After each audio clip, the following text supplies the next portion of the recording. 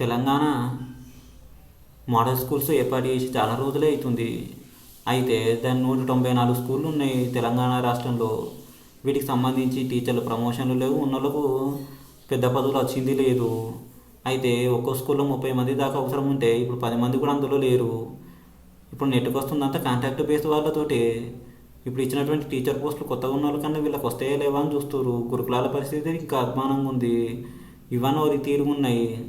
అయితే 194 స్కూళ్ళు ఉంటే 1000 మంది కూడా లేరు స్టాఫు. ఒక్కొక్క దానికి 30 మంది అవసరమైతే ఇది ఏ ముక్కలకు సరిపోదు. అయితే ప్రైవేట్ వాళ్ళు ఏమైనా కొత్తగా చెప్పుకుంటారా అంటే అది లేదు. మండలాలు జిల్లాల దగ్గర ఉన్నటువంటి ఈ స్థితిలో అయితే ఇంకా మరీ దారుణంగా ఉంది. ఇంకా హాస్టల్ ఫెసిలిటీస్ గురించి అయితే చెప్పని అవసరం లేదు. గవర్నమెంట్ ఇచ్చేటువంటి మధ్యాహ్నం భోజన పథకం అయితే రాత్రి కూడా పెడతారు. కాకపోతే అది కూడా ఇంకా అధ్వానంగా తయారైంది.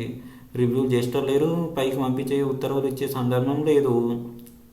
అయితే ప్రధానంగా ఒక్కొక్క విద్యార్థికి అత్యధికంగా హాస్టల్ ఖర్చులు భరిస్తున్నామని చెప్తుంది తెలంగాణ గవర్నమెంట్. అయితే తీరస్థాయి ఏం జరుగుతుందేమో తెలుస్తలేదు, కానీ నాణ్యమైన విద్య లేదు. అంతేకాకుండా భోజనం సంగతి అయితే అవసరమే లేదు.